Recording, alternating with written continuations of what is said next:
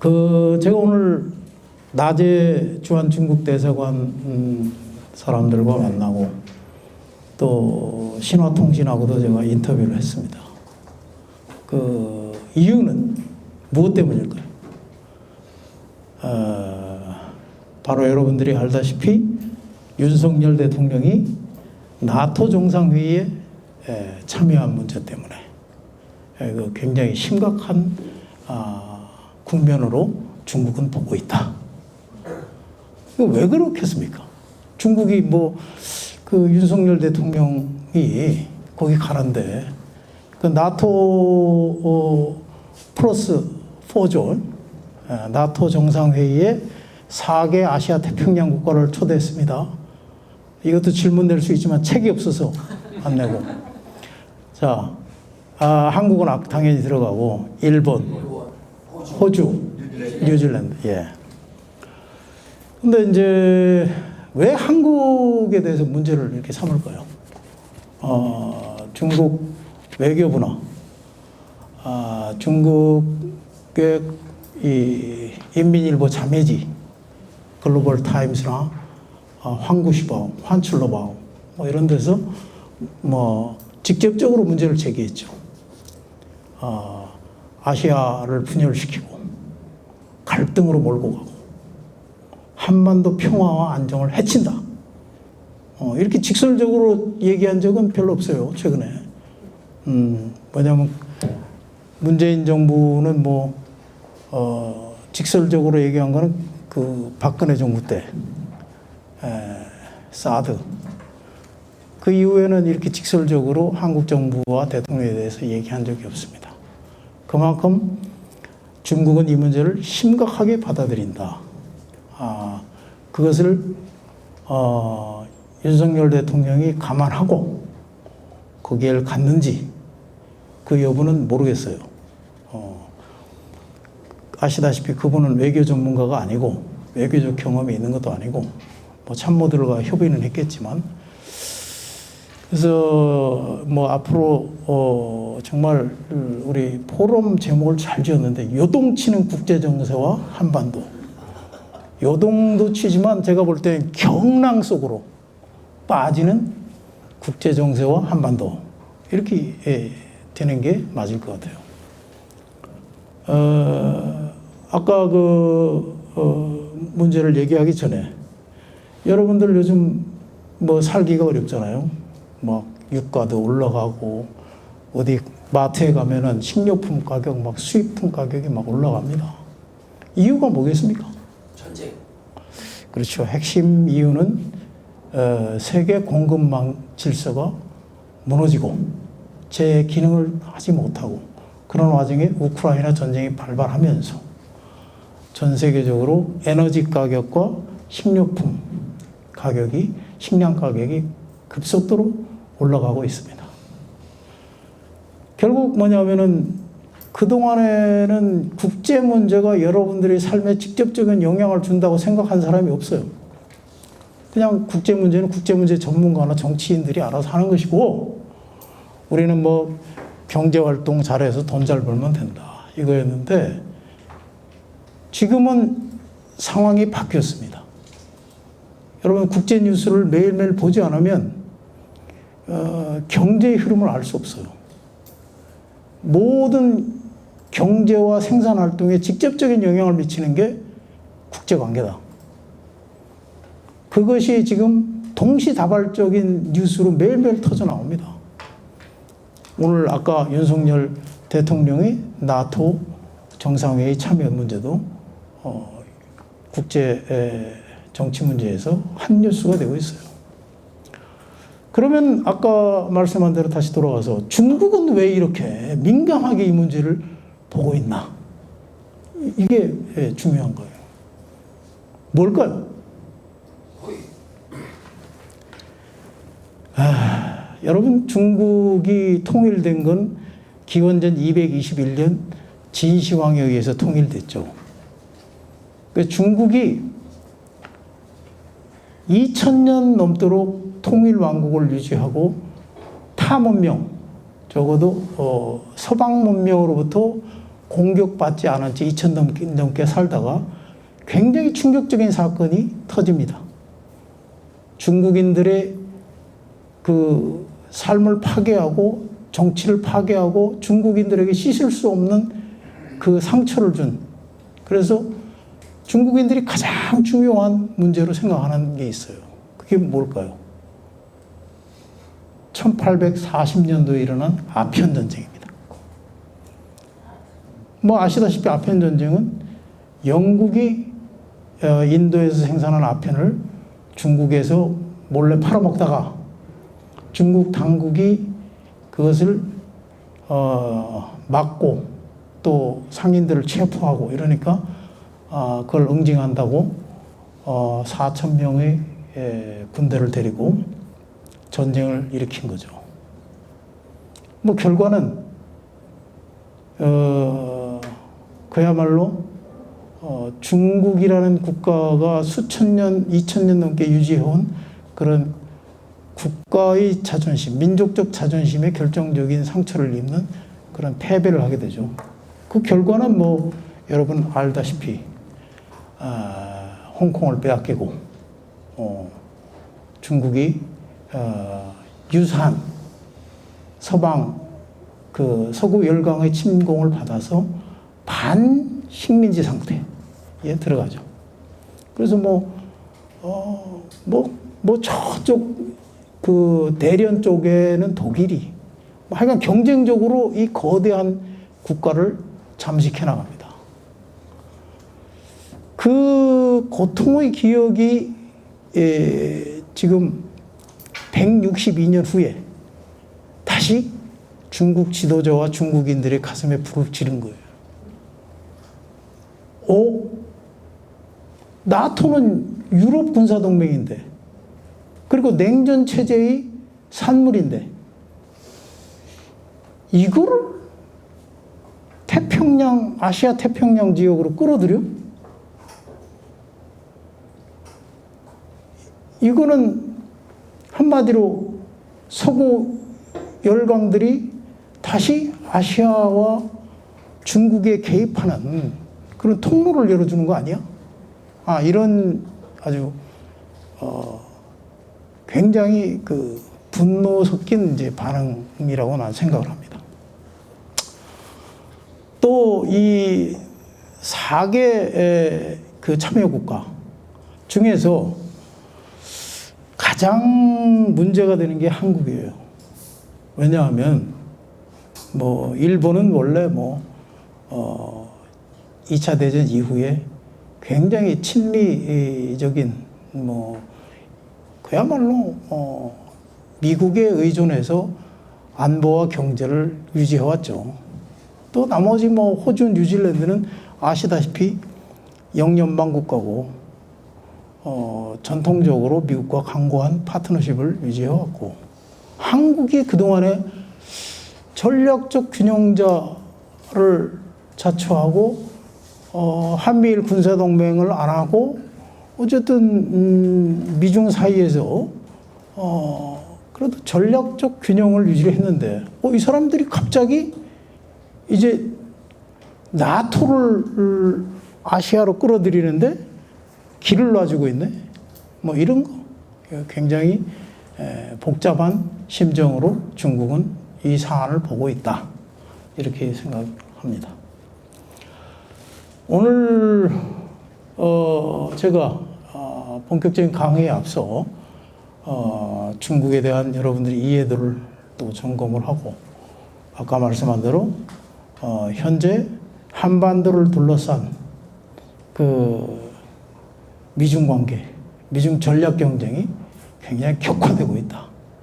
그래서 우리가 어떤 선택을 하느냐에 따라서 굉장히 운명적인 그 국가의 앞날에 상당히 그 영향이, 후과가 오게 돼 있다. 그런 생각을 합니다. 그래서 이제 우선 패권, 세계 패권 이런 얘기를 하죠.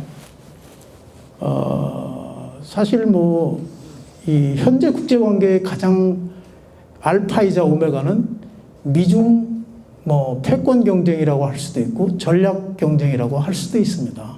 미중 경쟁입니다. 이것이 가장 큰 국제 관계의 변화의 추동 엔진이고, 거기에 이제 러시아가 자국의 안보를 지키기 위해서 우크라이나를 침공한 그런 일이 함께 동시다발적으로 벌어지고 있습니다. 그래서 이 패권이라는 뜻은 뭐 여러분 알다시피 이거 중국에서 온 말입니다. 언제적 얘기냐? 춘추 시대라고 알죠. 춘추 시대. 중국 춘추 시대에 이제 각 제후 국가들이 서로 경쟁을 합니다. 경쟁을 하는데 모여가지고 제후들이 모여서 그래도 우리들 중에 뭐 권위를 가지고 우리를 이끌어갈 수 있는 그런 제후를 뽑아요. 그 제후가 하늘을 대신해서 천하를 운영한다.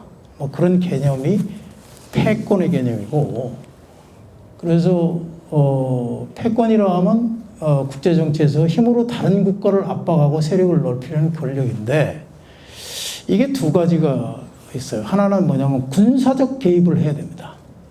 패권이 되려면. 그렇죠. 뭐 말 안 들으면 한 대 때릴 수 있어야지.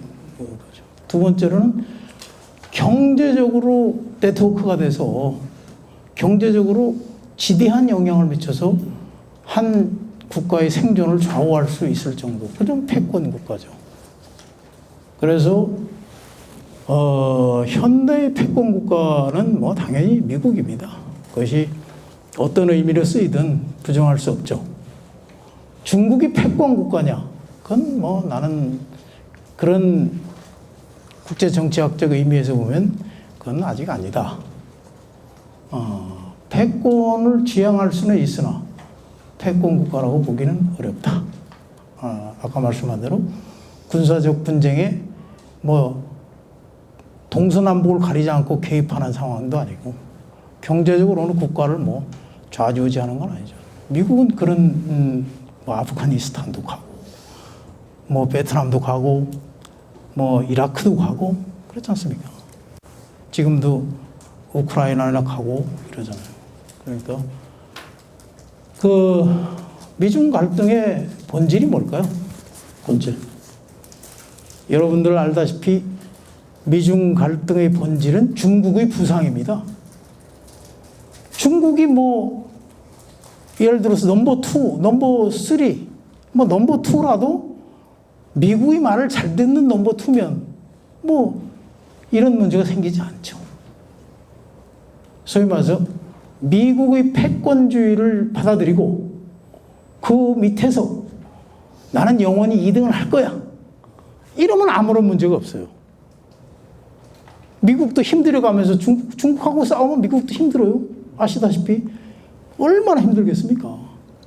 옛날에 그런 중국이 아니잖아요. 이거는 예를 들어서 우리들의 일그러진 영웅이라는 이문열의 소설에 보면 한 반에 그 일진, 소위 말해서 짱을 하는 친구가 어떻게 학생들을 쥐고 좌지우지하면서 하는, 거기에는 폭력도 있고 또 위협도 있고 아주 교활한 수법도 쓰고 이럽니다.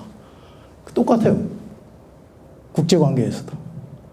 어쨌든 이 국제관계에서 패권국가라는 것은 압도적인 1위를 얘기하는 거지 2위하고 뭐 비슷한 1위가 무슨 의미가 있어요.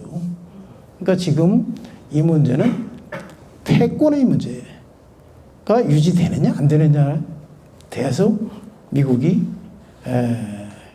이건 안 되겠네 하고 전략적 대응을 하기 시작한 그 무렵부터 미중 갈등은 국제 문제의 핵 이슈로 드러났다. 이렇게 봅니다. 그러려면 이제 양쪽 국력 같은, 왜 도대체 뭐 어느 정도길래 그 미국이 위협을 느끼나. 미국 위협을 느끼니까 패권 문제가 나오는 거니까. 여기 보면은 우선 경제력 부분에 있어서 이 곡선을 보면 뭐 중국이 거의 따라잡았죠. GDP. 그 아마 조만간 한 7년 후면 6, 7년 후면은 미국을 초월한다고 합니다. 사실상 경제 1위 국가가 됩니다. 두 번째로는 이 군사력에 있어서도 여러 가지 수치들이 나옵니다. 보면 알겠지만 현재의 군사력은 중국이 미국에 비해서 상당히 뒤집니다. 그야말로 미국은 제국의 군대죠. 전 세계 어디든 개입할 수 있는 국력이에요. 그러나 중국은 아시다시피 이렇게 보면 이건 제가 봤을 때는 전 세계를 커버할 수 있는 국력이 아니다. 국방력 부분에 있어서.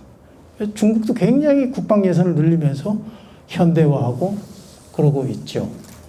특히 핵탄두에서 보면 5,800기인데 320기, ICBM 400기인데 98기, 이건 너무나 현격한 격차다. 이렇게 볼 수 있습니다. 그리고 이제 이 국방 비교, 이런 거를 우리가 보면, 왜 미국이 위협을 느끼는지, 이게 수치만 봐도 이제 알 수 있습니다. 그래서, 사실 이건 굉장히 아이러니한 건데, 우리가 흔히 키신저 시스템이라고 합니다. 키신저가 외무장관 시절에 닉슨 정부에서 중국을 미국의 세계화에 끌어들였죠. 그것은 뭐냐면 냉전 시대에 미소를 분리시켜가지고 중국을 연합 파트너로 만드는 세계화, 미국식 세계화에 편입시키고 소련을 고립시키자 이런 전략이었는데 그로 인해 가지고 미국이 투자를 하고 또 중국 제품을 우대 관세로 사주고 그러면서 중국이 폭발적 성장한 것은 사실이에요.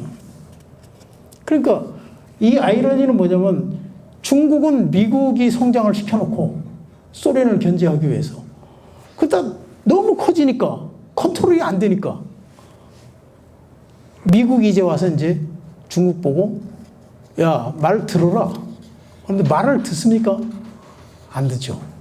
그러니까 이제 치는 그런 과정이 있다. 그것을 미중 갈등의 본질 사안이다. 근데 이제 이렇게 보면은 가장 이것의 근원적인 문제가 또 나와요. 뭐가 나오냐? 시진핑 주석입니다.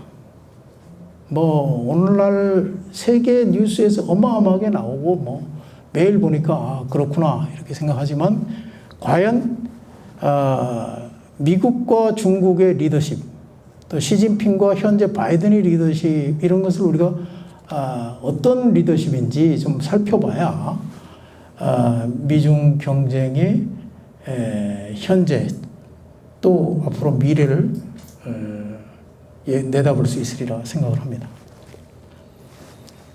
제가 아까 제 프로필 사진 제일 먼저 찍어서 보여준 게 제가 2018년도에 시진핑 주석이 7년 동안 량자어라고 합니다. 량자어. 양자어에서의 7년이라는 책도 있어요. 그 7년 동안 거주했던 야오동 동굴집입니다. 동굴집에 저 사진이 시진핑 주석이고 이 자리가 시진핑 주석이 잤던 자리고 7명이 자요. 시진핑 주석 자리 한 칸. 그래요.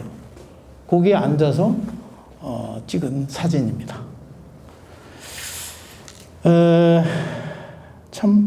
시 주석에 대해서는 제가 할 말이 많아요.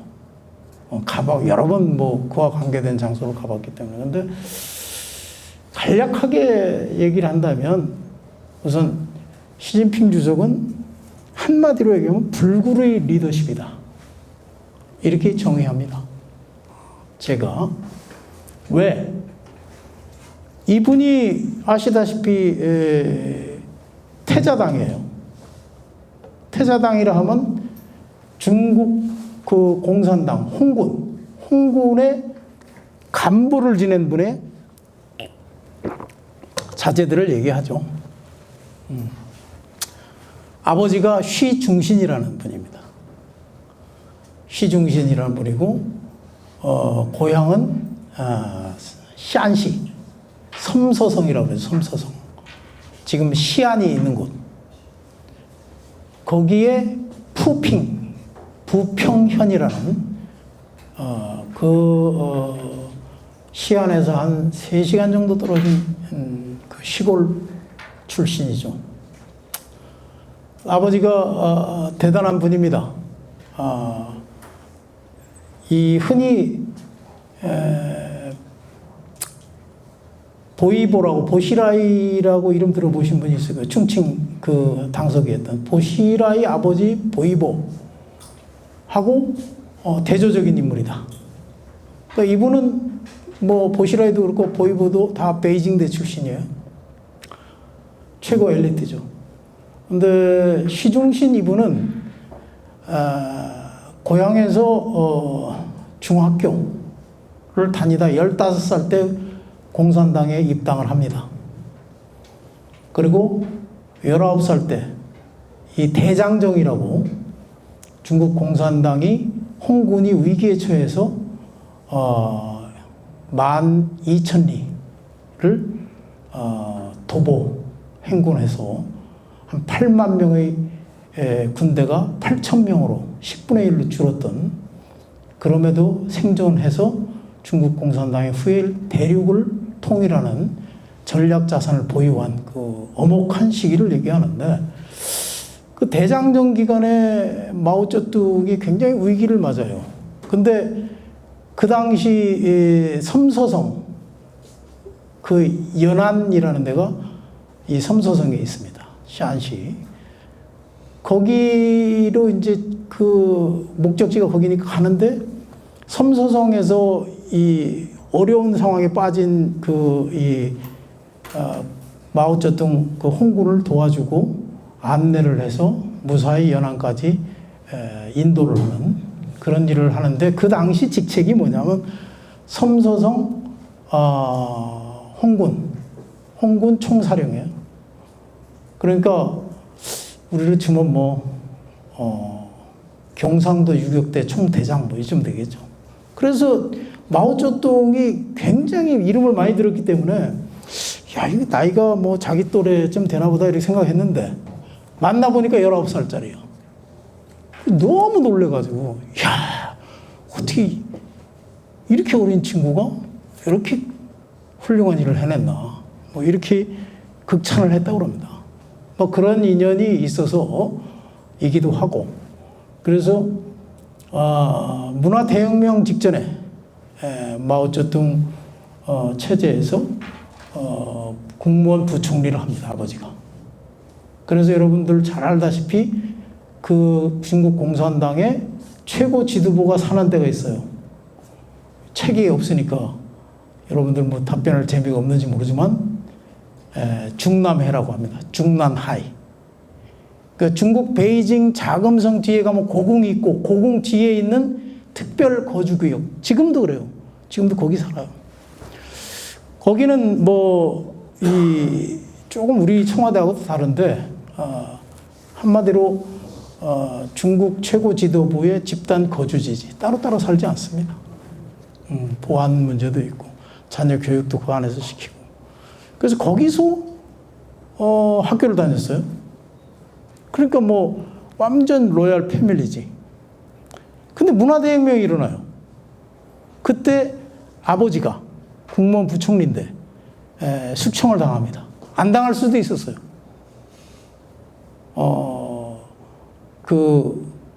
자기가 모셨던 지도자들을 좀 비판하고, 마오쩌둥과 함께 이렇게 그들을 몰아내는데 앞장섰으면 살 수 있었을 텐데, 그러지 않았습니다. 이유는 아버지도 역시 공산주의자나 민족주의적이고 유교주의적인 유교 공산주의자였다.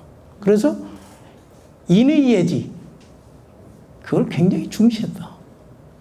그러니까 뭐 도저히 사람을, 자기가 존경하는 사람을 치는데 앞장설 수 없었다. 그러니까 숙청당했죠. 그래서 아버지는 저 어디 감옥으로 가고, 이제 자신은 하방이라는 걸 당합니다. 하방. 중국 공산당의 용어로 하방은 북한에서도 그런 걸 많이 하는데 현직에서 물러나게 한 다음에 한마디로 그 인민대중, 노동자 농민의 삶으로 들어가서 반성하고 당성을 회복하고 당에 대한 충성심을 높여서 돌아와라, 이런 겁니다. 그때 하방을 무지하게 했어요. 대학을 폐쇄했습니다. 고등학교도 폐쇄했어요. 그래서 그 당시 사람들이 대학을 못 나와. 중국의 한 세대가 대학을 못 나왔어요. 그 문화대혁명 시기에 수많은 대학생과 고등학생들이 학교를 그만두고 하방됩니다. 중학생도 그렇고. 그래서 각 지역 농촌이나 이런 데로 가죠. 시진핑 주석은 아까 말한 대로 어디로 갑니까? 산시성. 연안에서, 나도 거기 가봤는데 뭐 철도는 일단 그 당시에도 없었고 차로 한 열 몇 시간을 달려야 도착하는 산골 구석에 있어요. 그쪽으로 갑니다. 가서 당시 연안대장정 당시에도 공산당 지도부인 마오쩌둥이나 주도 이런 사람들 전부 이 동굴에 살았어요. 똑같이 동굴에 삽니다. 그 7명이. 뭐 마오나 이런 분들은 그 당시에 뭐 한 칸 썼죠. 나 거기 가봤는데. 어쨌든 그래서 아까 그 사진처럼 그런 데로 갑니다. 그런데 이런 데로 가면은 보통 어떤 생각이 들까요? 우리로 치면은 뭐 굳이 비교하기는 어렵지만 학교 다니다 중1이 잘려가지고 퇴학당해가지고 뭐 아니면 경제 형편이 어려워서 저기 강원도 산골짜기나 지리산 산골짜기에 가서 어디 농가에서 돼지나 치면서 이제 보내라. 어제까지 중난하이라는 그 서울 강남에서 살았는데 하루아침에 강원도 그것도 모르는 데야. 아무도 그것도 서로 인연이 없는 사람들끼리 모여서 그냥 살아야 돼. 아버지는 어디 저 멀리 중국이 땅이 넓으니까 뭐 몇천 리 떨어져 있는 어디 감옥에 있고, 어머니는 또 딴 데로 가 있고, 다 가족이 뿔뿔이 흩어져서. 그러면은 내가 봤을 때 한 90% 이상이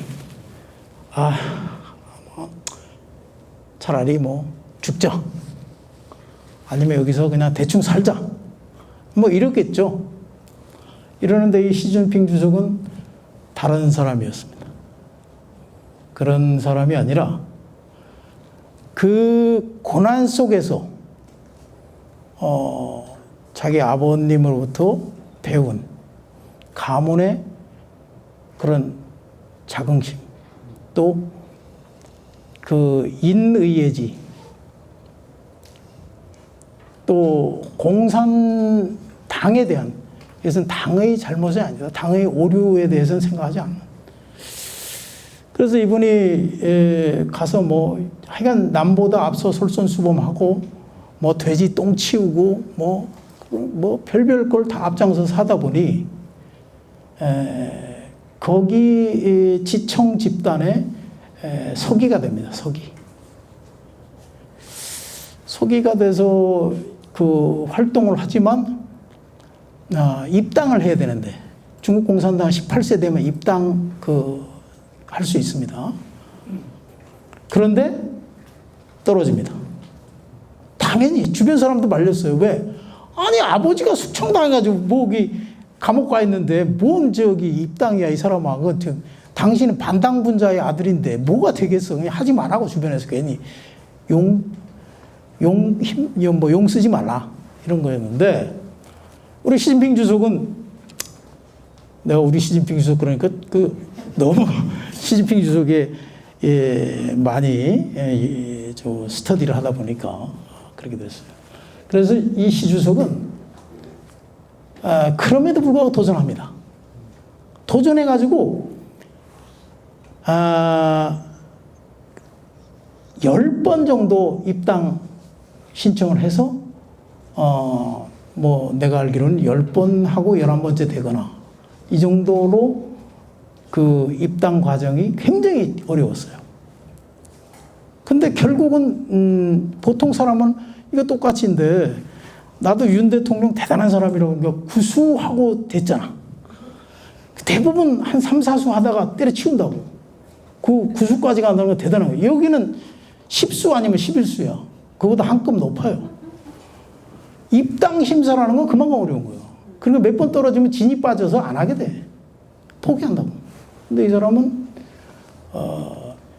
그러니까 10전 11기 뭐 이전 수준으로 해서 입당이 마침내 중국말로 루당이 됩니다. 입당이 돼요. 그래서 그때 이제 다시 문혁이 끝나고 이제 국가가 정상화되면서 대학의 문을 열고 그때 그 지역에서 칭화대 티켓 2장이 나옵니다. 내가 알기로 뭐 그 양자어가 아니고 뭐 전체 아마 샨시에서 아마 2장인가 열 거예요. 주로 베이징에서 티켓 이게 지역 할당이기 때문에 그런 총구석에는 많이 주지 않습니다. 그 2장이 나오는데 그 티켓 1장을 받았어요.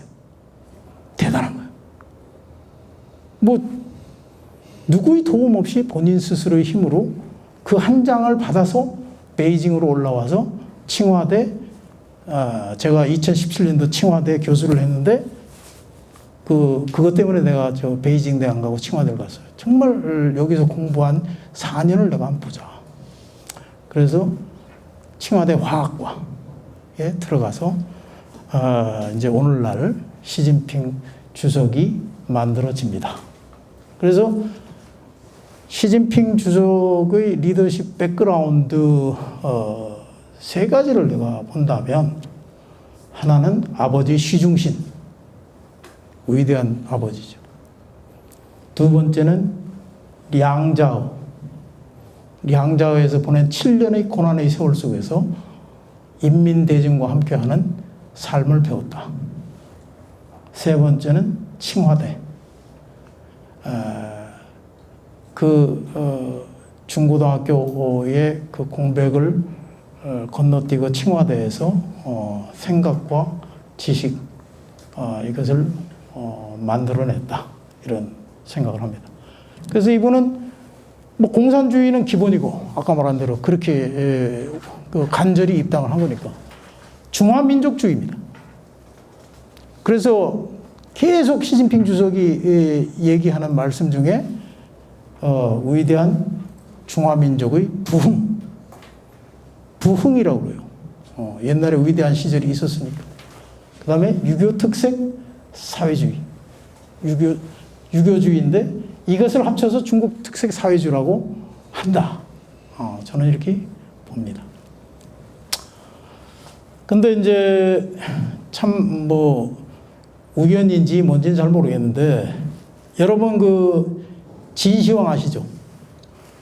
진시황이 기원전 221년에 중국을 최초로 통일했고 그 친이 결국 차이나가 된 거 아니에요? 서구에 알려진 게. 그래서 오늘날 중국의 뿌리는 진이죠. 진나라. 그 진시황이 통일을 중국 문명의 뭐 어떻게 보면 시작점으로 사실상 보는 게 맞죠. 역사. 그런데 그 진이라는 나라가 어디 있었을까요? 요즘으로 치면. 예, 잘 아시네. 아까 말한 샨시, 섬서성입니다. 그 2000년 진시 황제의 땅에서 태어난 사람이다. 고향이 같아요. 굉장한 우연이 아닐 수 없습니다. 본인도 그 굉장한 프라이드를 느껴요. 그 다음에 여러분, 중국에서 또 한 명 유명한 역사적인 인물이 있죠. 사마천을 사기를 쓴 사마천. 사마천의 고향도 역시 샨시입니다. 그분은 한성시라고, 한청 요즘 그렇지만 한성시에서 태어났어요. 저기 최세무사는 몇 번 다녀왔다고 합니다. 저도 한번 갔었어요. 무덤이 어마어마합니다. 그래서 뭐 요즘 흔히 중국을 뭐 비판하거나 이런 사람들의 시황제 그러는데, 그 공교롭게 어쨌든 그 진시황과 시진핑 주석이 같은 고향이다. 뭐 그걸 아는 사람도 중국 사람 중에서 많지 않을 겁니다. 그래서 아까 말씀한 대로 이분은 역사적 소명의식을 갖고 있는 것 같아요. 그래서 마오쩌둥의 건국과 대륙통일, 덩샤오핑의 경제발전, 뭐 우리가 통일했고 경제는 발전했는데 뭐 그러면 뭐가 우리 프라이드, 옛날 우리 위대한 중화문명이 있었고, 그리고 세계의 지도국가였으니까 우리 다시 그 시절로 가자. 그래서 중화민족의 부흥을 꿈꾸는 걸 중국몽이라고 하죠. 반면에 미국 리더십은 제가 위기라고 했는데, 여러분 알다시피 참 미국이 뭐 잘 나가면 이런 문제가 생기지가 않습니다. 못 나가는 그런 집에 보면 뭐 사건 사고도 많지만 우선 지도자가 제일 문제예요. 그래서 미국이 리더십의 안정성이 없다. 그래서 정권이 막 계속 바뀌면서 리더십 위기가 오죠. 그래서 지금도 뭐 미국은 트럼프, 바이든 다 심각한 리더십의 위기에 직면하고 있습니다. 그 바이든 대통령은 굉장히 훌륭한 이력을 갖고 있는데, 제가 봤을 때 그럼 한마디로 요약하면 뭐냐? 그럼 바이든 리더십은, 저쪽은 불그리 리더십인데 이쪽은 모범생 리더십 같아요. 그러니까 이분은 굉장히 정치적으로 모범적인 사람이에요. 정말 좋은 대학 나왔고 일찌감치 별로 정치에서 패배해 본 적이 없고, 하원의원, 상원의원 뭐 두루 다 거치고, 부통령 거치고, 뭐 대통령까지 됐어요. 그 뭐 아시다시피 특히 국제관계, 학원 외교위원회 뭐 이런 데서 많이 활동을 했기 때문에 국제관계 잘합니다. 그런데 이분은 아까 말씀한 대로 모범적인 리더십, 뭐 그러다 보니까 뭐 불교의 리더십을 가진 이 시진핑 주석하고 교감하기가 쉽지 않을 것 같다, 그런 생각이 듭니다. 자, 이제 미중 갈등의 그러면 그 성격, 어떤 성격을 갖고 있냐? 여러분 알다시피 굉장히 뭐 그 체제 대결, 뭐 그건 아까 말씀한 대로 뭐 사회주의와 민주주의 대결 뭐 이렇게 볼 수도 있지만, 어쨌든 문명 대결이라고 하는 이중 구조의 성격을 갖고 있습니다. 그래서 이제 미중 갈등이 세력 대결화죠. 지금 뭐 세계가 그런 것 때문에 시끄럽습니다. 미국이 트럼프 당시에는 이제 혼자, 그래, 뭐 시진핑, 그래, 나 혼자 너 이길 수 있어. 우리 미국 위대한 나라야. 지금까지 뭐 싸워서 뭐 진 적이 별로 없고, 뭐 충분히 이길 수 있으니까 내가 혼자 상대해 주마. 그래서 상대를 했는데 성과가 없어서, 한마디로 얘기해서 굉장히 어려움에 직면했죠. 그래서 바이든 대통령이 집권해서 보니까, 야, 이거 트럼프 전략은 아니야. 이거 미국 혼자 해서 될 일이 아니야. 그 정도의 중국이 아니야. 중국이 어마어마하게 커졌어요. 두 번째, 세계화의 영향으로 세계 경제가 공급망이 연동화돼 있다. 그러니까 이건 뭐 우리 혼자 한다고 될 일이 아니고 그래서 효과가 없으니까 힘을 합치자. 그래서 동맹을 모아서 중국을 포위한다. 이런 거죠. 그게 동맹주의 그런 겁니다. 그래서 이제 지금 현재도 이제 그런 뉴스들이 계속 생산이 되고 있는데 전 세계에서 세계적인 그 지정학적인 전략 구상을 갖고 있는 유일한 나라는 미국과 중국이다. 그러니까 미국은 지금까지 세계화 전략으로 전 세계를 미국의 그 정치, 경제, 사회 시스템 안에 두고 끌고 가려고 했죠. 근데 뭐 성공하지는 못했지만. 중국은 시진핑 주석이 들어선 이후에 나는 중화민족의 위대한 부흥과 인류 운명 공동체를 가지고 중국식 사회주의, 중국 특색 사회주의로 국제 질서를 뭐 평화롭고 안정적으로 이끌어야 되겠다 이런 생각을 갖고 2013년도에 내세웠죠. 뭡니까? 1대1로. 중국말로 이따이루. 원벨트 원로드라고 합니다. 이게 뭐 간단히 보면은 실크로드의 현대판 변형이긴 한데 굉장히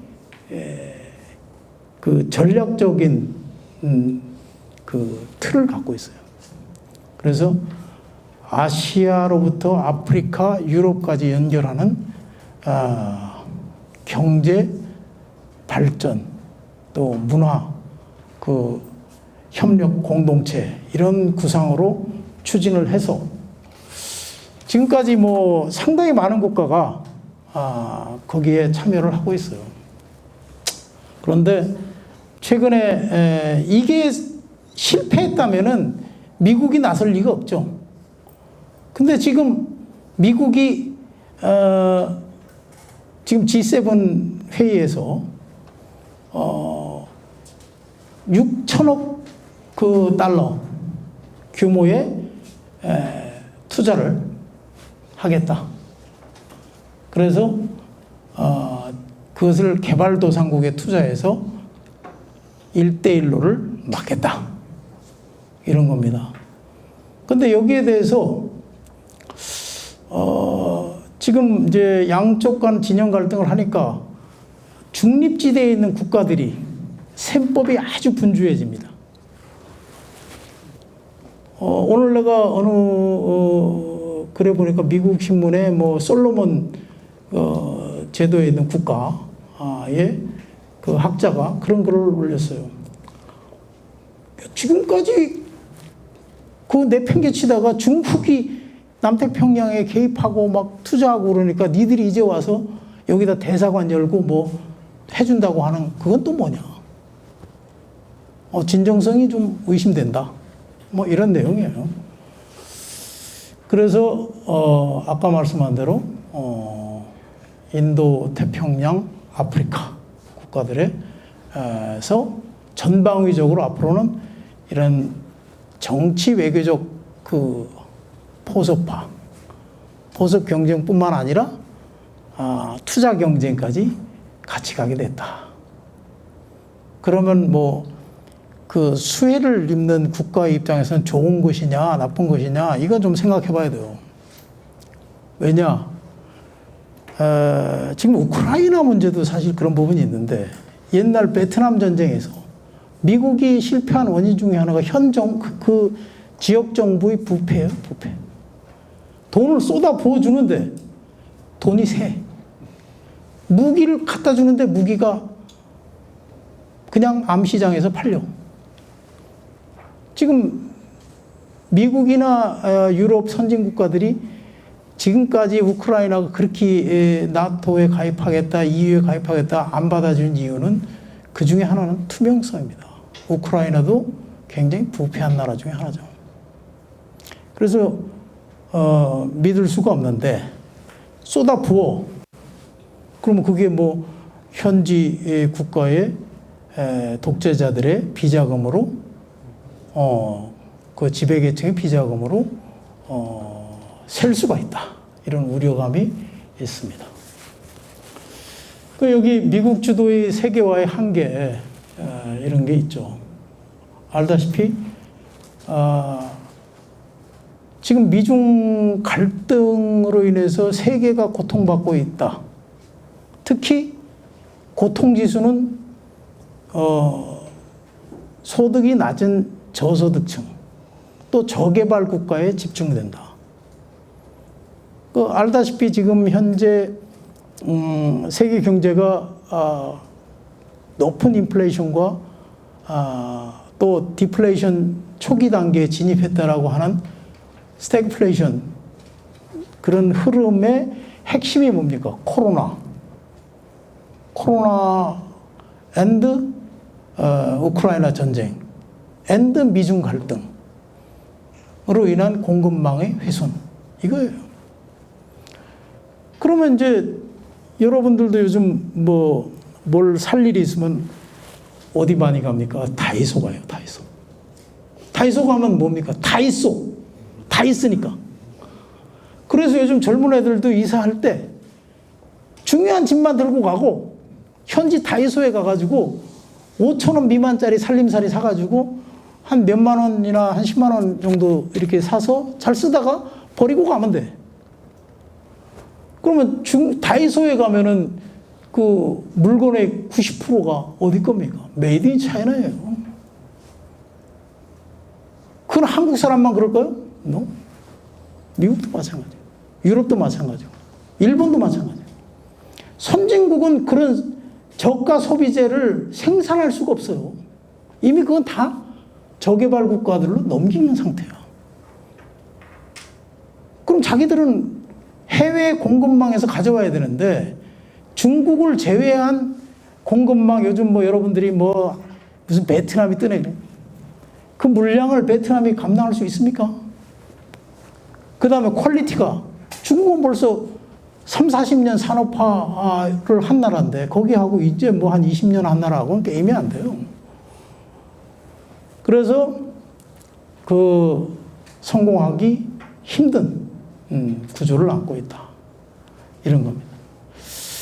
그러면 뭐 이 미중 갈등에서 미국의 그 중국 전략 뭘까요? 여기 세 가지 제가 이렇게 해놨습니다. 제일 먼저 포위하는 거죠. 여러분 그전에는 트럼프 때는 1대1로 하다가 안 되니까 동맹을 모아서 포위하자. 그래서 뭐 별거 다 합니다. 쿼드라는 것도 만들고 아시아 태평양 지역에 안보 협력체죠. 그 다음에 나토를 아시아로 끌어들이자. 그래서 나토 플러스 4 회담을 지금 만들어가지고 하죠. 근데 거기에 대해서 입장이 나토 그 지도국가의 입장이 조금씩 달라요. 중국과 경제관계가 밀접한 국가인 프랑스, 독일은 야 그래도 중국하고 이러는 건 아니야. 이런 입장이고 영국은 뭔 소리야. 미국하고 똑같이. 중국을 위협국가로 간주해야 된다. 이런 거예요. 그래서 그 나토를 이제 아시아 태평양 지역으로 끌어들여서 이거 이렇게 되면 냉전 체제의 회귀가 아니냐 이런 이제 비판을 받는 거죠. 그 중국 입장에서는 아니 나토가 왜 아시아에 들어와? 니들 그 유럽 군사동맹이잖아. 그러면 좋다. 그럼 우리는 러시아하고 요즘 브릭스 했잖아요. 브릭스로 안보 경제 이 부분을 좀 하겠다. 특히 러시아에 대해서 제재를 하는데 니들 그러면 나는 러시아하고 친하게 지낼 거야. 러시아에 대해서 제재하면서 핵심이 러시아산 석유의 금수 조치인데 그거 30% 이상 싸게 40% 이상 싸게 사서 문제를 해결할 거야. 그 현실적인 이익이 있으니까 중국, 인도가 거기에 가세해가지고 서방으로는 안 들어가지만 러시아산 석유가 중국 러시아로 들어가면서 중국의 경쟁력이 오히려 높아지고 중국은 지금 그 인플레이션 굉장히 안정화되고 있어요. 반면에 러시아는 뭐 제재 그 효과가 굉장히 약화되죠. 러시아 루블화의 가치가 올라가고 또 경제 제재의 효과가 약해지고 그 다음에 러시아가 우크라이나 전쟁하면서 사용하는 군비 조달이 충분하다. 뭐 이런 겁니다. 그 반면에 쪼이니까 문제가 뭐냐면 서방에서는 러시아산 석유가 안 오니까. 근데 이 사우디에 가서 야 이거 빨리 증산해라 그러는데 사우디와 그동안 외교 관계가 안 좋았어요. 알다시피 까시꾸진지 그 사람에 대한 암살 사건으로 빈살만 왕세자를 인권 침해 사범으로 아주 규제를 했죠. 그런데 뭐 그것도 풀어주려고 하고 뭐 하는데도 잘 안 들어가. 어쨌든 지금 플로리다에서는 배럴당 $6. 미국에서 생활하신 분 아시겠지만 차 없으면 살 수 없는 나라인데 배럴당 $6면 어마어마한 서민의 부담이다. 그래서 최근 나온 그 리포트를 보면 미국 중산층들 연봉 3억 정도 받는 중산층들도 남는 게 없는 삶이다. 하우스 비용 또 이런 그 올라간 식자재 비용, 유류값 굉장히 부담이 됩니다. 제재 이거의 대표적인 건 화웨이 사태죠. 제재가 뭡니까, 여러분? 한마디로 얘기해가지고 핵심 전략 기술을 중국이 갖는 것을 막는 거예요. 정말 세계 표준에서 중국을 배제하는 겁니다. 그러면 중국이 반도체나 이런 부분에서 세계 1위를 향해 나가고 있는데 브레이크를 걸 수가 있다. 고로 우리가 반도체 동맹 이런 걸 통해서 기술 장벽을 만들고 중국이 서방의 핵심 기술, 특히 미국의 핵심 기술에 접근하는 걸 막자. 그러면 중국은 영원히 기술 1등이 안 되니까 2류 국가로서 우리가 통제할 수 있다. 이게 뭐 미국 지도자의 생각이죠. 세 번째 분열입니다. 분열의 핵심 뭡니까? 미국은 끊임없이 중국에 대해서 규제하고 반대하고 잠재적 그 경쟁자라고 생각했던 시점부터 미국이 들고 나온 거는 인권 문제입니다. 인권. 여러분 흔히 생각하는 신장 우이그르 또 홍콩 이런 문제에 대해서 인권적인 접근을 하죠. 니들 인권 탄압하는 국가가 무슨 세계적인 지도 국가가 될 수 있냐 이런 겁니다. 또 반중 세력을 지원합니다. 근데 여기에 대해서 중국은 그러죠. 인권? 야 웃기는 소리 하지 마. 니들 하루에 총기 사고가 얼마나 나면 자다 일어나면은 대량 총기 사건이 일어나가지고 수십 명씩 죽는데 무슨 인권이며? 그럼 니들 국가의 그 유색인종과 아시아에게 대한 테러 공격 그 인권 침해는 뭐냐? 그러니까 니들이 무슨 자격으로 인권을 얘기하니?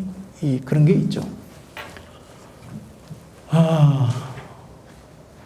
아까 말씀한 대로 실크로드는 이러이러한 구상이고 이렇게 추진되고 있습니다. 그거는 중국의 그 국제 경영 전략이죠. 한마디로 중화 브랜드를 가지고 국제 경영을 어떻게 할 것인가에 대해서 고심 끝에 나온 게 실크로드 1대1로입니다. 신실크로드라고 그러잖아요. 2000년 전에 있었던 것을 현대적으로 변형을 한 겁니다. 중요한 거는 이제 지금까지 미중 갈등, 전략 경쟁의 원인, 과정 이런 건 다 살펴봤습니다. 중요한 건 뭐든지 결론이 중요하잖아요. 결론. 그래서 어쩌란 말이냐. 여러분들과 내가 살아가야 할 이 지구촌 이 세계, 이 한반도의 운명은 미중 전략 경쟁, 미중 갈등과 무슨 관계가 있냐. 이런 게 이제 결론 우리가 생각해 봐야 될 부분이죠. 뭐 결론적으로 얘기하면 핵심은 그겁니다. 미중 갈등? 여러분 싸움이 붙었는데 이거는 뭐 이제 상수가 됩니다. 미중 갈등은 뭐 단기적으로 어떤 미국의 정부에 따라서 좀 완화되거나 이럴 수는 있겠지만 미중 갈등은 이미 시작됐고 세계 지도국가 1위 국가를 둘러싼 갈등이고 문명의 충돌이기 때문에 적당하게 타협되고 안정화되는 국면을 기대하기는 어렵다. 이겁니다. 그래서 여기 이제 뭐 얘기한 대로 미국의 그 전략인 그 블록화 전략, 이것은 안보 경제적인 이 미국 동맹 그 블록 전략인데 이것은 계속 강화될 것이다. 그러면 중국은 또 가만히 있겠느냐? 아니죠. 중국은 중국대로 돌파구를 중로, 북한, 아시아에서는 그런 관계, 그 다음에 제3국 관련해서는 브릭스 플러스, 지금 2개 국가가 브릭스 추가 플러스에 가입 신청을 했다고 그래요. 뭐 그런, 그 다음에 1대1로 그런 전략으로 미국과 맞설 것이다, 이런 겁니다. 그래서 이제 우리의 선택은 그러면 뭐 어떻게 해야 되냐? 그럼 우리는 뭐 상당히 지정학적으로 우선 대륙 세력과 해양 세력의 사이에 끼어 있는 국가, 그 다음에 분단 국가, 분단된 두 지역이 내전을 벌인 국가, 그리고 종전이 안 된 국가, 그 다음에 중국, 러시아와 교역관계의 규모가 매우 큰 국가. 우리가 현재 이 끼어있는 상황에서 처한 상황입니다. 그래서 뭐 이러한 아까 말한 대로 뭐 지정학적, 역사문화적, 정치 경제적 관점으로 보면 그러면 어떻게 해야 되나? 지금 윤석열 대통령이 시도하고 있는 특정 진영에 줄을 서야 되나? 그러니까 그런 거에 대해서 저는 한국이 과거 역사를 보면 특정 세력에 줄을 섰을 때, 줄서기를 했을 때 평화로웠냐? 그렇지 않았다. 그래서 한국 외교는 그것을 뭐라고 붙이든, 뭐 전략적 균형이라고 붙이든 뭐라고 붙이든 줄서기가 아니고 줄타기를 해야 된다. 줄서기는 쉬워요. 어느 줄에 서면 되잖아. 줄타기는 굉장히 어려운 거예요. 왜 줄타기? 줄 잘못하다 떨어져 봐. 죽거나 뭐 크게 다치는 거예요. 그러니까 줄을 틀려면 뭐 균형감도 있어야 되고, 뭐 굉장한 숙련도 있어야 되고, 뭐 줄에 대한 정보도 있어야 되고, 이런 거 아닙니까? 그래서 우리가 과거에 줄서기를 했을 때 우리 병자호란, 그 삼전도의 굴욕이라고 하는 어마어마한 치욕과 국민이 죽어나갔죠. 지금 우크라이나 문제도 나는 그런 측면이 있다고 봐요. 분명히 러시아는 레드라인을 넘지 마라. 그 레드라인은 나토가 그 일정한 선을 넘지 않으면 좋겠다. 그 다음에 우크라이나가 나토에 가입하지 말아야 되겠다. 그러면 나는 침공한다. 이런 메시지를 수없이 보냈어요. 그리고 그런 메시지는 야 침공할 얼마 전에 바이든 대통령도 그랬잖아요. 야 침공한다고 정보 줬는데 얘들이 무시하더라. 그래서 외교 역사에 대한 경험이 전혀 없는 사람이 대통령이 돼가지고 야 그런 거 쌍부역 저거 허풍이야. 푸틴 네가 감히 쳐들어올 수 있어? 그러면 나토 가만히 있을 것 같아? 미국 가만히 있을 것 같아? 그래서 나는 무조건 나토 가입하고 반러시아 나토의 행동대원이 될 거야 라고 하니까 결론은 일반적인 예상을 깨고 침공을 했죠. 본인들은 침공이라고 안 합니다. 군사 전략이라고 해서. 군사 작전. 침공이라고 하면 공식적인 전쟁이 되니까 핵을 써야 되는 문제도 있을 수 있고 그래요.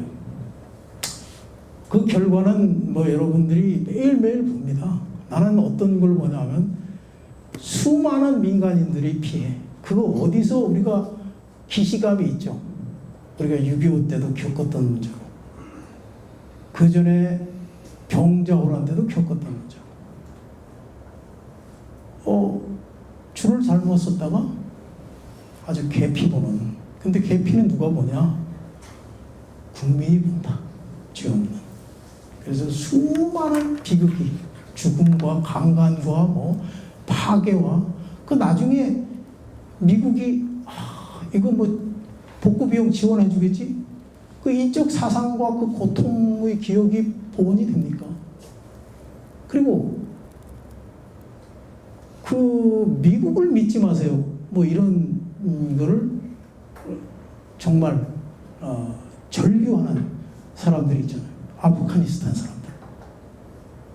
탈레반 물리치고 뭐 그래서 같이 연합해서 싸웠는데 오늘 말도 없이 그냥 가버리는 바람에 다시 탈레반 와가지고 아주 그 국민들이 그냥 고통스러운데 미국은 뭐 이제 미국이 할 일 끝났어.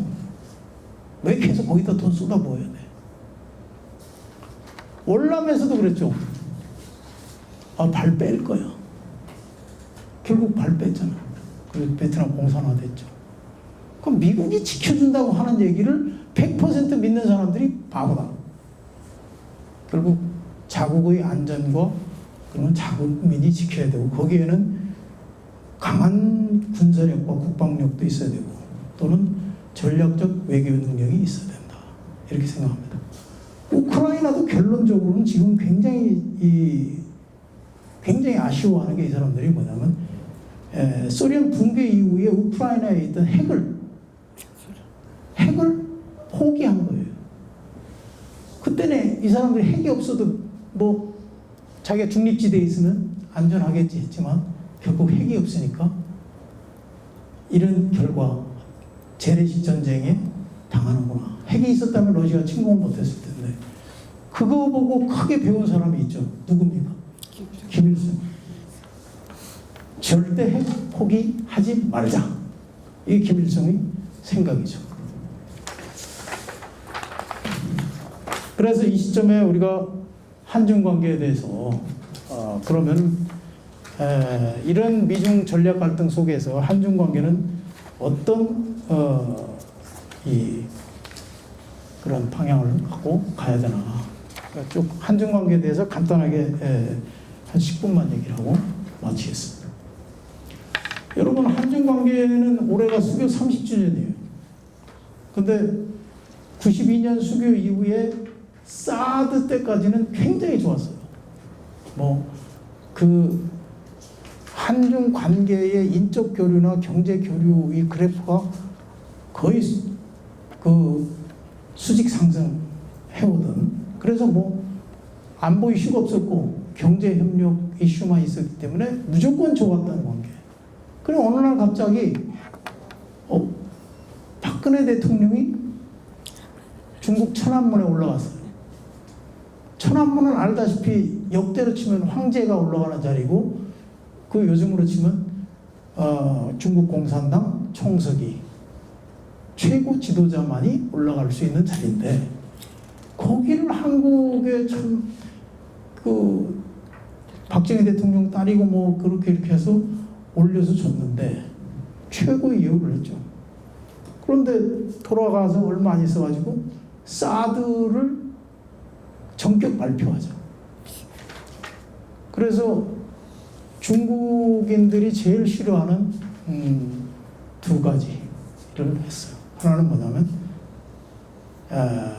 신의를 저버렸다. 중국은 믿음을 굉장히 중시합니다. 신의. 왜냐하면 농경국가이기 때문에. 유교문화고. 그래서 사람 관계든 국가 관계든 신이 제일 중요하다. 근데 이것을 믿음을 저버렸다. 둘, 최고 지도자 시진핑 주석이죠. 체면을 깎았어. 얼굴에 먹칠을 합니다. 그러면 중국은 반드시 뭐냐면 저 친구가 신의를 저버리고 나의 체면을 깎았는데 가만히 있냐? 가만히 있지 않습니다. 반드시 즉시든 세월이 흐르든 언젠가는 보복한다. 이것이 뭐 중국 문명이죠. 그래서 굉장히 사드 이후에는 뭐 감소됐는데 코로나로 완전히 이제 뭐 중단돼서 여러분 알다시피 인적 교류 제로 없어요. 오고 갈 수가 없습니다. 지금 현재 한국 사람이 중국을 방문하려면 중국 중앙정부나 성정보 외판이라는 데서 공식 초청장이 있어야 되고, 그 다음에 중국 공식 초청장이 있어도 뭐 중국 방문에 구체적인 현안이 있어야 돼요. 뭐 그래서 대부분 중국 방문은 할 수 없고, 우리나라도 지금 대통령 특사가 지명됐는데 방문 못 하지 않습니까? 왜냐하면 특사단이 오면 시진핑 주석이 접견을 해야 되는데 코로나 문제나 여러 가지 일정상도 그렇고 지금 맞지 않아요. 그러니까 그냥 주호영 의원이 특사단장으로 지명됐지만 중국에서 오라는 사인이 안 떨어져서 못 가고 있습니다. 그래서 한중 관계는 지금 굉장히 수교 이후 최악 국면이다. 그럼 코로나 때문이 아니고, 코로나 때문도 하지만 제가 아까도 우리 최종화 세무사하고 잠시 브레이크 타임 하면서 얘기 들었는데 짱깨의 탄생, 짱깨주의 탄생 이런 책이 나왔대요. 그래서 나도 뭐 읽어보지 않아서 읽어보려고 하는데, 여러분 뭐 뻔한 거 아닙니까? 중국에 대해서 한국인들의 감정이 굉장히 잘못되어 있다. 그래서 여론조사를 해보면 뭐 수교 초기에는 제일 좋은 나라에 중국이 꼽혔는데 지금은 제일 나쁜 나라, 북한보다 더 싫은 나라 이렇게 됐어요. 특히 젊은 층이 그래요. 굉장히 심각한 문제다. 그래서 우리 한중도시구협회도 미래 세대를 위한 한중 청년 포럼을 해마다 개최하고 있는데 청년층들이 갈등하는 게 문제다. 근데 이게 왜 그랬나? 이걸 보니까 뭐 저 책에서는 아주 깊이 있는 여러 가지 분석을 내는데 제가 봤을 때는 한국 언론과 한국 정치인의 책임이 제일 크다. 이런 생각이 듭니다. 그러니까 언론이 우선 반중적인 시각에서 의제 설정을 한다. 그래서 중국이 뭘 하면은 꼭 부정적인 그런 뉘앙스의 보도를 한다. 그 대표적인 게 그 올림픽 때 개막식, 베이징 올림픽 개막식 때 조선족이 한복을 입었는데 동북공정이다. 이렇게 나갔던 거예요. 근데 그거는 여기 문민 원장도 조선족 출신이지만 그거는 말이 안 되는 거예요. 중국에 56개 소수민족이 있는데 그 사람들 다 자기 소수민족 복장을 입고 나왔단 말이에요. 근데 그 어느 소수민족도 동북공정 이런 처럼 얘기를 안 했다고. 그럼 뭐 조선족은 뭐 조선 한복을 입고 나오지 조선족이 그 뭐 인민복을 입고 나오나. 그 참 이상한 관점에서 문제를 일으킨다. 그래서 뭐 반중적인 시각으로 의제화된 그 언론 보도를 중국과의 갈등 구조를 이용해야 되는 정치인들이 악용하고 그거를 중국에 대한 그런 경험이 부족한 젊은 세대들이 마구잡이로 인터넷에서 공격하고 또 거기에 대해서 중국 또 인터넷 그 사용자들이 반발하고 하면서 뭐 전쟁 같은 그런 상황들이 벌어진 거죠. 지금도 중국에 대해서 이렇게 하면은 뭐 어마어마하게 부정적인 얘기들이 많이 나옵니다. 그래서 그럼 한중 관계가 뭐 이렇게 계속 갈등 구조로 갈 거냐? 난 그게 아니라고 봐요. 왜 아니냐? 한중 관계는 우선 뭐 수천 년의 그 공유된 역사 문화적 그 자산이 있고 또 싫다고 이사 갈 수 없잖아요. 뭐 보따리 싸가지고 이사 갈 수 있습니까? 중국 싫다고? 미국 옆으로 갈까요? 안 되는 거예요. 살아야 돼. 또 문제가 뭐냐면 북한 문제가 있어요. 북한 핵. 김정은으로 이어지는 북한 세습 체제와 평화로운 남북 관계를 형성해야 될 그런 과정에서 꼭 반드시 협력해야 될 대상이 중국이다. 또 하나의 문제는 여러분 시장입니다. 여러분 생각해 보십시오. 한국이 세계 15위 국가로 성장했는데 와 박수를 칩니다. 그러면 여러 가지 이유 중에 뭘까요? 나는 제일 중요한 게 우리 국민의 근면과 노력 이게 1위라고 봐요. 두 번째는 뭐냐면 미국의 그 전후 복구 지원이에요. 미국이 지원해서 한국 경제의 초기 성장을 만들어주고 시장을 열어줬다. 중요한 겁니다. 세 번째, 중국 시장. 어마어마한 중국 시장이 있었기 때문에 한국이 이만큼 성장했다. 아니 우리가 물건을 만들어서 어디다 팔아요? 원자재를 어디서 들여와? 우리가 부잣집 옆에 사니까 부자가 될 수 있었다. 이런 측면이 있다. 그럼 한국은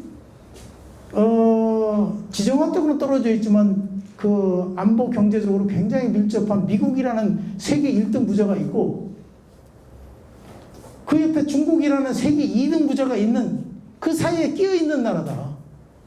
그렇기 때문에 이 두 국가와의 관계 속에서 대한민국이 전후에 필리핀보다도 못한 나라에서 세계 10위 경제국가로 성장했고 세계 10위지만 인구 규모나 이런 문제로 보면 벌써 세계 한 7위권 들어가 있는 거예요. 그러면 한국을 누가 약소국이라고 하면 약소국은 절대 아니에요. 강대국이라고 할 수는 없어요. 남북이 우리가 통일되면 그럴 수도 있지만 그러면 뭐라고 합니까? 중견국가라고.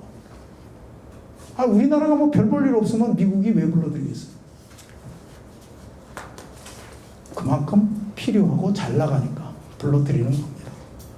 바이든 대통령이 중간 선거에서 이기기 위해서는 미국 내에서 경제적인 성과를 보여야 되는데 거기에 적극 협력한 나라가 어디? 대한민국 경제인들 중에서 누구? 삼성이 이재용 어마한 투자를 하기로 약속했잖아요. 그러니까 만나서 악수하고 사진 찍은 거 아니에요. 그만큼 한국의 역량과 비중이 커졌다. 그렇기 때문에 한국은 한중 관계에서 우리 국익을 극대화하고 우리의 안보 이익을 지키고 우리 경제 이익을 지키고 한반도의 평화로운 미래를 주도적으로 이끌어야 될 국가로서 책임 있는 그 미중 관계의 그런 줄타기 외교 전략적 균형, 계량적 균형 외교가 아닙니다. 굉장히 전략적으로 움직여야 된다. 그런 한중 관계를, 그런 미중 관계를 잘 이끌어 나가는 능력 있고 매우 전략적인 정부가 되어야 된다. 또 우리 국민들도 여러분 아시다시피 한국 사람들 굉장히 뛰어나고 어떻게 보면 자존감도 높아요. 그래서 한국 사람들은 다 세계인들이 다 무시 못하는 국가를 다 놈이라고 해요. 중국 놈, 미국 놈, 일본 놈, 소련 놈. 거기에 중국은 짱깨. 세계에서 중국인들한테 그렇게 비하하는 나라는 없는데 중국도 너무 열받아 할 일이 아니고, 왜냐면 한국 사람들이 원래 그렇다. 원래 일본도 뭐 쪽발이 뭐 그렇잖아요. 그렇게 보면 한국 사람만 아무 흠결이 없는 거예요. 이런 정말 대단한 조그만 나라가 그런 나라다. 그래서 여러분 결론적으로 미중 갈등은 상수다. 그 상수화된 미중 갈등 구조 속에서 우리 국익을 극대화하는 방안은 줄서기가 아니고 줄타기다. 이것으로서 제 강의를 마치겠습니다. 대단히 감사합니다.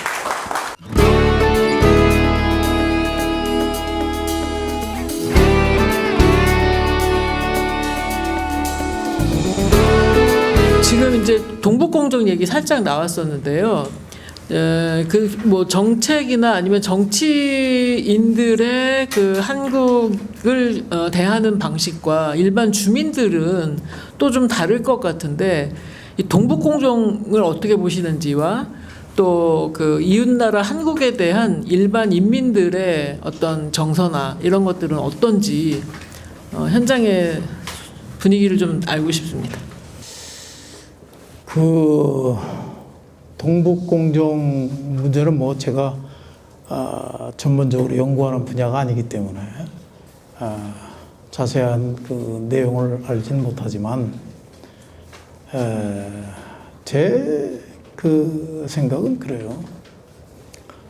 중화 문명이 뭐 아시다시피 그 뿌리와 역사가 어마어마한데, 뭐 한국 그 변두리에 있는 국가의 문명 문화를 의도적으로 빼앗으려고 하겠는가?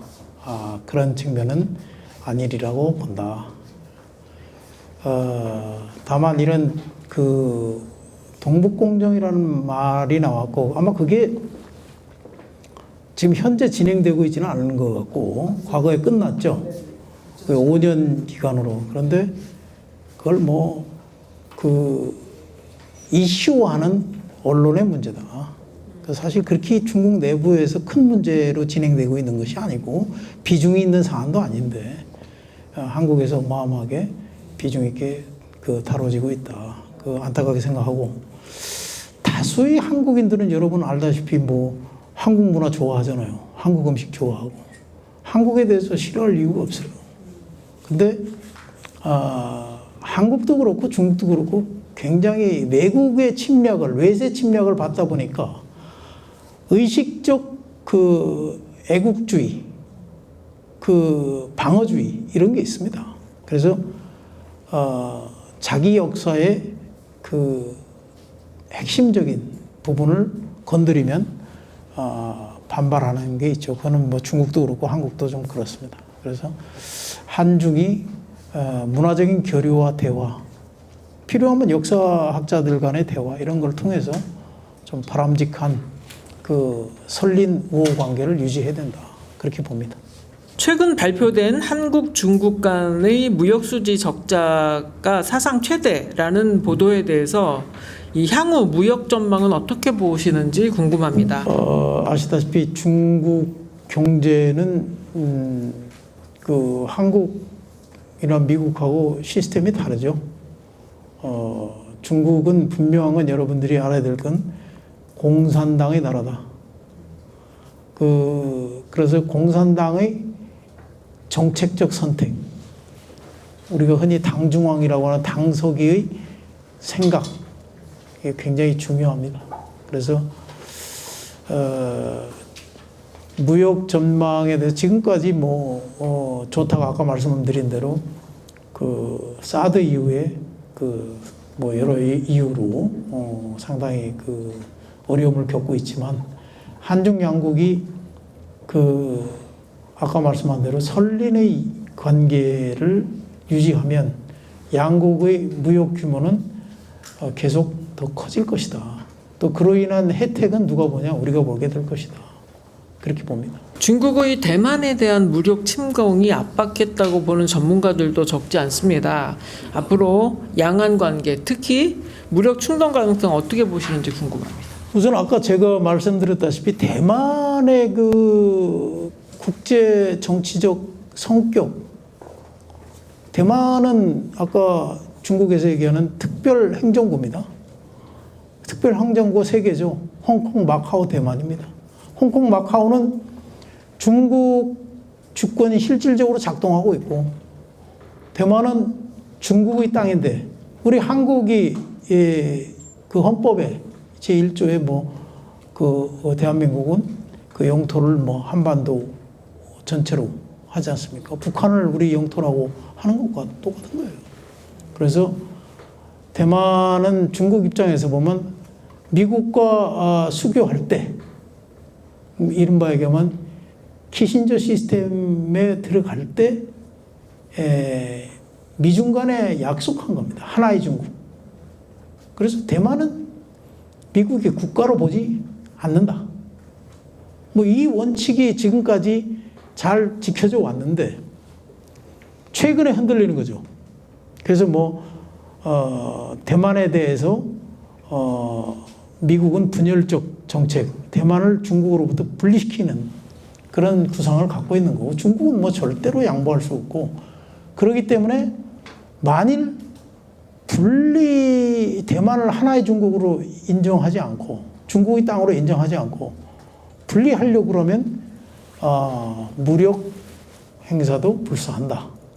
이것이 중국 지도자들이, 누구라도 중국인들은 그렇게 생각을 합니다. 이것은 시진핑 주석의 그런 말, 그런 것이 아니고 중국 당 지도부의 공통된 생각이다.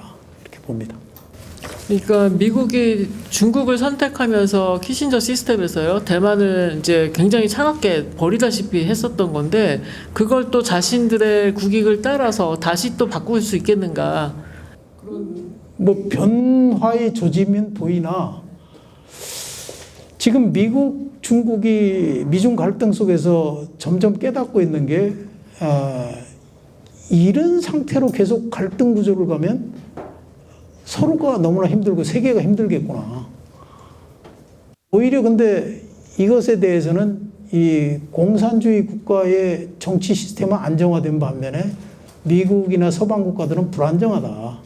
결국 이로 인해서 미중 갈등으로 세계 경제가 나빠지고 안보 환경이 나빠져서 세계가 불안하고 어려운 상황에 빠지면 정치 체제의 변동이 올 수밖에 없다. 그런 측면에서 전략적 갈등, 전면적 갈등이 아니잖아요. 전쟁이 아니잖아요. 그러니까 전략적 갈등은 또 다른 측면으로 전략적 협력을 수반할 수밖에 없다. 그래서 제한된 큰 틀에서는 경쟁 구조이나 사안별로 제한적인 협력 관계를 유지할 것이다. 예를 들어서 코로나 방역 이런 거 지난번에 미국하고 협력이 잘 안 돼서 굉장히 세계적으로 어려웠잖아요. 그런 부분에 대해서 되풀이할 사안이 아니다. 또 기후, 환경 문제, 또 빈곤 문제, 이런 글로벌 이슈에 대해서는 협력해야죠. 그런 문제가 있다고 봅니다. 그 정치 체제가 다른 거는 기본인데, 중국은 이제 시진핑이 10월 달에 또 계속 영구집권으로 가려고 노력을 하는 것으로 알고 있는데, 그게 또 다른 변수가 될 수가 있겠네요. 중국의 체제 변동에 대해서 전망은 할 수 있으나 중국인의 선택을 존중해야죠. 그러나 일반적인 전망을 보면 중국 공산당 여러분 공산 당원 수가 얼마나 되는지 아세요? 중국 공산당 당원 수는 9,500만 명입니다. 1921년 7월 당을 처음 만드는 제1차 당회의 때 13명이 참석했어요. 한 50여 명 당원 중에. 그러니까 1921년도에 뭐 등록당원 한 50여 명으로 출발한 당이 9,500만 명이 됐습니다. 이것은 무력으로 인민을 뭐 억압하고 이렇게 했다? 그런 관점이 아니에요. 중국인들이 중국 공산당의 통치적 효율성에 대해서 만족하고 있기 때문이다. 그래서 최근 여론조사들을 보면 중국인들의 그 당과 정부에 대한 지지도가 93%, 4% 이 정도 됩니다. 근데 서방 국가들이 그 정도 되는 국가가 있어요. 제일 중요한 게 뭡니까? 두 가지예요. 하나는 안정. 두 번째는 경제 성장이에요. 중국인들이 가장 고통받은 것은 뭐냐면 국가가 갈라질 때, 대륙이 갈라져서 뭐 홍군과 국민당이 싸우고 뭐 이 국가가 반통합적인 그 각 군번들에 의해서 고통받고 이러면은 인민이 피해를 보니까, 백성이 피해를 보니까. 그래서 안정을 중시하고, 두 번째로는 뭐 최근은 조금 낮아졌습니다만 대략 한 8%에서 10% 경제 성장을 해마다 40년 동안 유지해 왔잖아요. 어마어마한 거예요. 그래서 중국인들은 자기 현장에서 당대의 문화 대혁명도 겪었고 건국도 본 사람들인데 지금 중국이 살고 있는 모습에 대해서 그 사람들이 어떻게 매우 만족하는 거죠. 그러니까 외부에서 보는 거하고는 다르다. 그렇기 때문에 그런 리더십의 측면에서 보면 시 주석의 리더십이 필요하다고 생각하는 당원들의 선택, 그런 방향으로 가지 않을까 이렇게 보입니다. 언뜻 보기에는 뭐 비민주적인 독재, 노동당 독재일 것 같지만 중국에서는 그것 또한 인민들의 선택이다. 그리고 국가가 역할을 다 감당해줬기 때문에 선택을 받은 거다. 안보와 경제, 그런 정리를 좀 해주셨습니다. 감사합니다. 이 질문이 많아가지고 빨리빨리 읽어드리겠습니다. 줄타기 외교를 했던 광해군을 몰아내고 인조가 왕이 된 후에 조선은 폭망했습니다. 한국 내부에는 균형 외교를 추구한 문재인 정부를 못마땅하게 여기고 미국의 블록화에 적극 편입하려는 움직임이 보입니다. 윤석열 정부의 향후 진로 전망은? 이제 뭐 시작했는데 무슨 그런데 그 뭐 그런 사례는 많아요. 그리고 늘 뭐 주전론, 주화론처럼 뭐 생각이 다른 사람들이 함께 사는 게 세상이죠. 이 나라도 그렇고. 근데 외교는 그 정보와 전략이에요.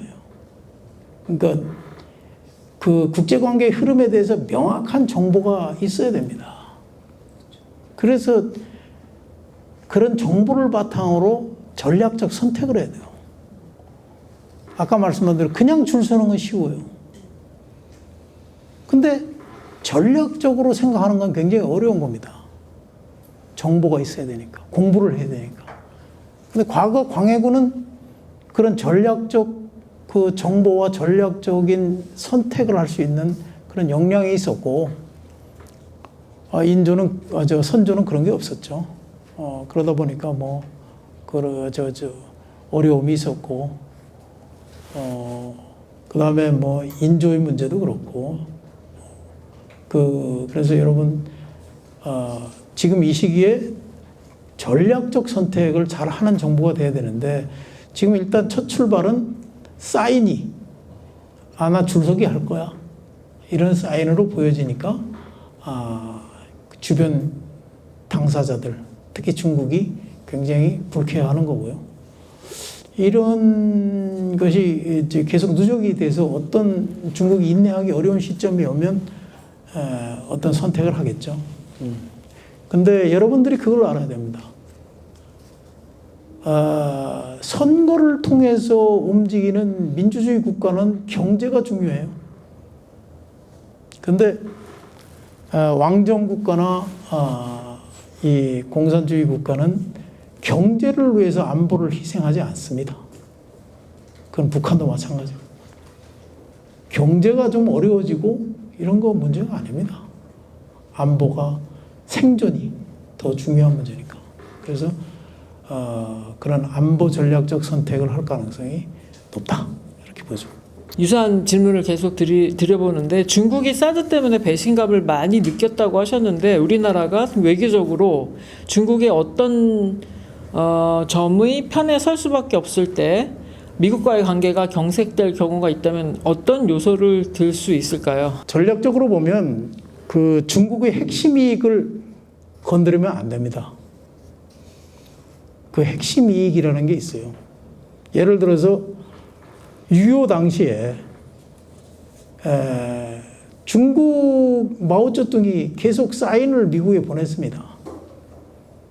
너희들 휴전선을 넘어가지고 38선을 넘어서 대동강까지 오면 우리 참전한다. 근데 메가다가 그거 무시했어요. 뭘 참전을 해. 말도 안 돼. 그래가지고 넘어가서 평양도 하고 그다음에 신의주까지 막 갔죠. 신나게 갔어요. 장진호 가서 물도 뜨고 이제 다 먹었다 그러는데 중국이 준비하고 있던 그 조선 그 해방 전쟁 지원 부대를 보낸 거죠. 그러다 보니까 중국이 참전 안 할 거라고 생각했는데 참전했죠. 오판한 거예요. 근데 그럼 만주에다 핵을 쏘자. 그런데 그 마오쩌둥이 그 당시에 마오쩌둥이 자기 아들도 참전시켰어요. 여러분 마오쩌둥의 유일한 아들이 한국 전쟁에 참전해서 폭사했죠. 폭격 맞아 죽었습니다. 한국 지도자 같으면 상상을 못할 일이지. 그만큼 중국은 한반도에 대해서 핵심적인 안보적 이익을 갖고 있는데 그게 역대적으로 항상 이 평양 대동강 라인 그 정도로 생각하면 돼요. 어쨌든 핵심적인 그 이 사드도 마찬가지입니다. 사드에 대해서 반발하는 거는 사드가 북한을 서칭하는 게 아니고 중국의 선양공고, 소위 말해서 중국의 그 남중국해나 태평양 지역을 관할하는 그 군사령부를 서칭하기 때문에 그런 것이다. 뭐 이렇게 중국은 강하게 반발하고 있는 거죠. 러시아를 적으로 중국을 잠재적 위협으로 간주하고 있는 나토 정상회의에 윤 대통령이 참석하는 것은 중러 의존도가 높은 우리 경제에 어떤 타격이 있을지 말해주세요. 두 번째, 우리나라 윤석열 정부는 나토 회의 직전 G7 초대받지 못했다고 한다면 왜 초청받지 못했을까요? 첫 번째 질문을 보면 이거 굉장히 심각한 문제입니다. 우리 입장에서는. 여러분 아시다시피 노태우 정부 때 90년대 초에 우리가 북방정책이라는 걸 추진해서 그로부터 30년간 그 쌓아온 그 한중 한러 관계, 그게 지금 송두리째 무너질 위기에 처해 있는 거예요. 이게 희한한 게 뭐냐면 보수 정부에서 시작한 그 대외 전략을 자칭 보수 정부라고 하는 정부에서 무너뜨리려고 하고 있다. 30년 성과가 무너져서 우리가 북방 시장과 북방에 대한 영향력을 잃게 되면 우리 한국의 경제적인 벌정, 번영, 한반도 평화를 미국이 지켜줄까? 미국 관광객 몇 명 오고 미국 투자자가 몇 명이 한국에 투자하겠습니까? 미국은 한국에 대해서 안보적 이익이 있는 거지 경제적 이익이 있는 게 아니에요. 그런 측면을 우려하고 있습니다. 한국의 지정학적 상황이 줄타기가 아닌 줄서기를 강요하는 국면으로 진행되고 있는 바 상수인 북핵에 대응할 수 있는 안보 자립이 달성돼야만 줄타기 외교가 가능하다고 생각됩니다. 안보 자립이 달성될 수 있는 방법이 있다면 어떤 것일까요? 제가 답변을 이렇게 드리긴 어려운 부분이긴 한데 우리가 최근에 주목해야 될 자료가 하나 나온 게 있어요. 여러분들 아실지 모르지만 스톡홀름 군사연구소라는데 굉장히 그 유명한 그 군사 문제 연구 기관이에요. 거기서 해마다 세계 그 각국의 핵 보유 그 기수를 발표를 하는데 그동안에는 북한을 그 핵 보유국으로 넣지 않았습니다. 근데 올해 발표 자리에서 공식적으로 북한을 핵 보유국이라고 하고 약 한 20기 정도를 갖고 있다. 여러분들이 생각할 때는 뭐 그런가 이렇게 생각하지만 분석 하는 기관에 따라서 아까 말한 대로 20기는 매우 보수적으로 평가를 한 것이고 많은 쪽은 5, 60기 이렇게 보죠. 근데 이제 중요한 거는 북한이 핵의 소형화와 그 핵을 미국까지 운반할 수 있는 운반체, 소위 말해서 그 탄도미사일을, 장거리 탄도미사일, ICBM이라고 하죠. 그걸 완성했고, SLBM은 거의 완성 단계에 와 있다. 뭐 이런 겁니다. 그렇기 때문에, 이제 핵 문제가, 이 미북 간의 군축 문제로 전환될 가능성이 높아졌다. 이게 핵의 폐기 문제가 아니라 핵의 감축 문제로 넘어갈 가능성이 높다. 실제로 트럼프는 그런 선택을 하려고 했어요. 현실적으로 여러분들이 아시다시피 지금까지 핵을 개발해서 핵무기를 갖고 있는데 스스로 해체한 국가는 없어요. 아무도 없다고. 근데 자국 영토 내에 핵무기가 있는데 그걸 반출한 국가는 있죠. 우크라이나 같은. 근데 자기가 만드는 그 기술을 포기한 나라가 없어요. 근데 포기하기 위해서는 두 가지가 전제되어야 됩니다. 하나는 뭐냐면 안전보장. 핵으로 안전보장을 지켰는데 포기하면 뭘로 지켜줄래, 나를? 두 번째, 핵 포기의 대가는 뭐냐? 우리는 그동안에 핵 만드느라고 다른 모든 걸 희생했는데 그럼 핵 기술을 우리가 포기하면 어떻게, 뭘 해줄래? 이 부분에 대해서 미국하고 북한하고 대화가 잘 되지 않는 부분이죠. 그렇습니다. 시진핑은 트럼프와 회담할 때 북한과 한국은 중국의 속국이었다고 했는데 패권을 차지하면 과거로 돌아가서 종주국으로 행사할 것으로 보는데 어떤 생각을 가지고 계시는지? 글쎄, 그 발언에 대해서 정확하게 사실인지 여부는 잘 모르겠고요. 우리가 중국 대륙과 문화 역사적 문명적 일체감을 형성해 왔던 건 사실이었다. 과거에 싫든 좋든 여러분 그 중국을 형의 나라 또 모화 사상이라고 뭐 여기 모화관이라고도 했잖아요. 모가 뭡니까? 중국을 그리워하는 그런 사신들 접대하는 곳. 그리고 뭐 곳곳에 가면 공자묘 있고 뭐 또 명나라를 그리워하는 뭐 그런 글을 쓴 것도 있고. 그래서 그 중국 대륙과 한반도 국가의 관계는 그 협력과 갈등의 그런 관계였다.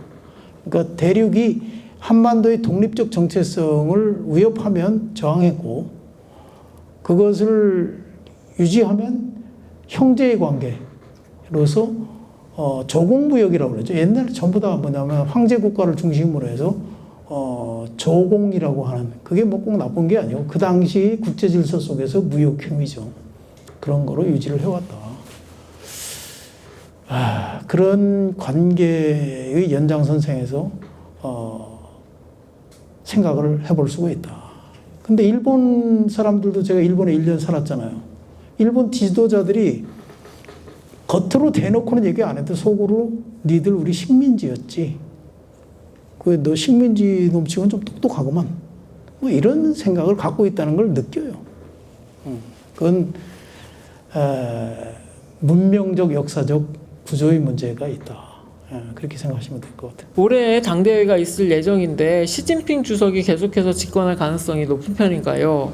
사실 시 주석 이후 더 강화된 중화 민족주의가 우려스럽기도 합니다. 지금 중국의 MZ세대는 홍위병보다 몇 배나 더 심각하다 싶을 정도로 배타적인 민족주의로 무장되어 있으며 정보 통제 혹은 세뇌 심각한 수준입니다. 이런 상황 속에서 중국의 부상이 또 다른 제국주의의 양상을 보이는 것 같다 우려되는 것이 사실인데 회장님의 생각을 듣고 싶다고 합니다. 시진핑 주석이 그 인류 운명 공동체를 내세워서